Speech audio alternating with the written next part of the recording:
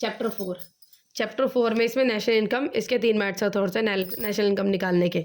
Income method, expenditure method और value added method. Income method, income में हम सारी चीज़ें इंक्लूड करेंगे कि जितनी भी टोटल इनकम डोमेस्टिकली अर्न की हुई है।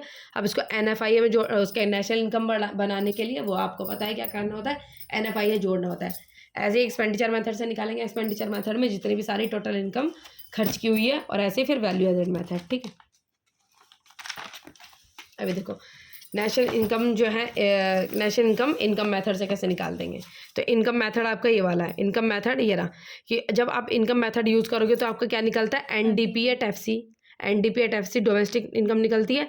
इससे फिर आपको कन्वर्ट करनी होती है उसमें नेशनल इनकम में, तो आप NFIA जोड़ते हो। ठीक है, अब इसमें 3-4 चीज़ें होती है, 4-5 चीज़ें होती है नेशनल इनकम निकालने के लिए। पहले प्रॉफिट निकालना है, प्रॉफिट में रेंट और रॉयल्टी जोड़ते हैं, रेंट और रॉयल्टी में इंटरेस्ट, उसके बाद मिक्स्ड इनकम जोड़ते हैं और उसमें कंजप्शन ऑफ एम्प्लॉयज जोड़ा जाता है। प्रॉफिट में 3 चीज़ें आती है, डिविडेंड, रिटेन अर्निंग या फिर सेविंग्स बचत, फिर आता है कॉर्पोरेट टैक्स। 3 चीज़ें हो गई। रेंट और रॉयल्टी ऐसी रहेगा, इंटरेस्ट रहेगा, मिक्स्ड इनकम ऐसी रहेगा। सो उसके बाद कंजप्शन ऑफ एम्प्लॉयज़ में 3 चीज़ें आ जाती हैं, wage and salary in cash जो पैसे में मिली, wage and salary in kind जो कि किसी चीज़ के रूप में मिली, फिर employment contribution to the social security जो एम्प्लॉय जितना कंट्रीब्यूट करते हैं सोशल सिक्योरिटी में। या तो ये पूरा दिया जाएगा या इसमें से कोई 1-2 चीज़ें दी जाएंगी। अगर एक दिया है तो कोई दिक्कत नहीं, एक ऐसे लिख देना। अगर 1-2 चीज़ें हुई तो इनको जोड़ना पहले। अगर मानो काइंड्स में दिया हुआ है और ये कंजप्शन ये दिया हुआ है employees contribution to social security, तो इनको पहले जोड़ लेना, फिर सब निकलेगा। और इन तीनों को चीज़ों को मिला के अगर ये दिया हुआ है ऑपरेटिंग सरप्लस पूरा दिया हुआ है, तो इसका मतलब ये आपको प्रॉफिट, रेंट और इंटरेस्ट तीनों चीज़ें एक साथ दी हुई हैं। और अगर अलग से कुछ लिखा है तो उसको लेने की जरूरत नहीं है। अगर ये दिया हो तो, अगर ये दिया हो उसके बाद अलग से रेंट वगैरह दिया हो तो वो नहीं लेना, क्योंकि आपको पूरा टोटल मिला के ऑपरेटिंग सरप्लस दिया हुआ है। मतलब प्रॉफिट, रेंट और इंटरेस्ट जोड़ के आपका ऑपरेटिंग सरप्लस पूरा दिया हुआ है। ठीक है, हाँ। तो अब ये देखो, हाँ प्रचलन अधिशेष। तो अब ये देखो कितनी चीज़ होती है इसमें, प्रॉफिट हो गया, रेंट रॉयल्टी हो गया, इंटरेस्ट हो गया, मिक्स्ड इनकम हो गया, उसके बाद consumption of employees, compensation of employ.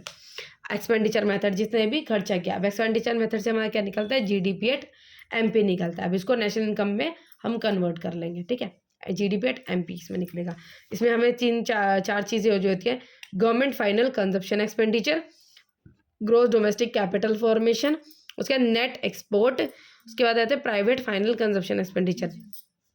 Government final, इसमें सरकार के द्वारा जो फाइनल जो सरकार ने खर्चा किया है वो आ जाता है इसमें।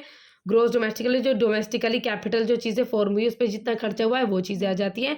नेट एक्सपोर्ट का मतलब हो जाता है जो इम्पोर्ट में आई है तो निर्यात माइनस हाँ वो चीज़ें। फिर प्राइवेट फाइनल कंजप्शन एक्सपेंडिचर का मतलब है जो प्राइवेट जो चीज़ें क्या कहते हैं खर्ची की हुई है। ठीक है, अब ग्रोस डोमेस्टिक कैपिटल फॉर्मेशन में 2 चीज़ें आ जाती हैं।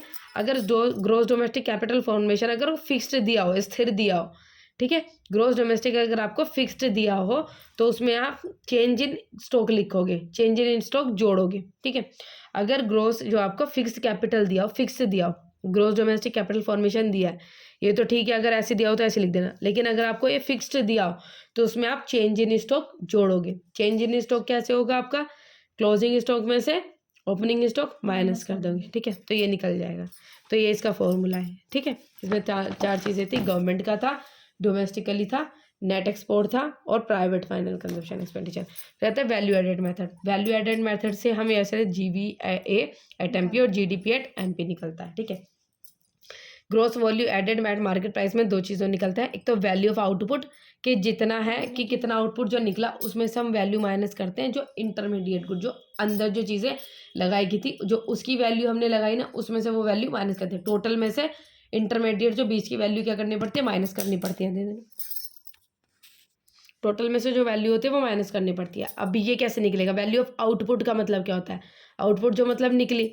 अब जो वैल्यू ऑफ आउटपुट कैसे निकलेगी, इसमें सेल्स प्लस वो क्या कहते हैं चेंज इन स्टॉक से। अगर ये पूरा दिया हो तो ठीक है, लेकिन अगर इसमें से कुछ पॉइंट्स दिया हो जैसे सेल्स दिया हो और चेंज इन स्टॉक तो ये जोड़ना होता है, sales plus change in stock. Change in stock पता चल गया।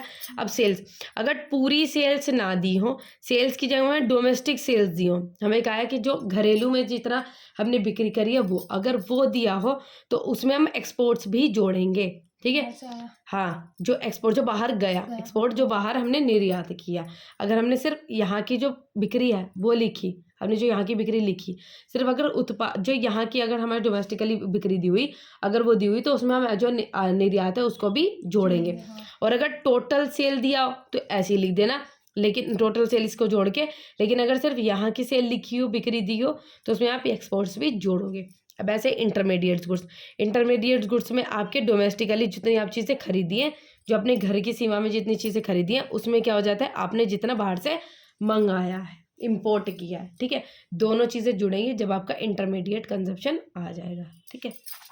अब ये देखो कि production for self consumption part of the ये कहा है, अगर वैल्यू ऑफ आउटपुट, जो वैल्यू ऑफ आउटपुट की जगह आपको ये चीज़ें भी दे सकती हैं, ये भी ऐड होगा, वैल्यू ऑफ आउटपुट में भी ये ऐड होगा। अगर ये दिया हो प्रोडक्शन फॉर सेल्फ कंजप्शन, आपने खुद के लिए प्रोडक्शन किया है, खुद की इस्तेमाल के लिए, कंज्यूम करने के लिए चीज़ें प्रोडक्शन की है, तो ये आपका वैल्यू ऑफ आउटपुट में जुड़ेगा, ठीक है।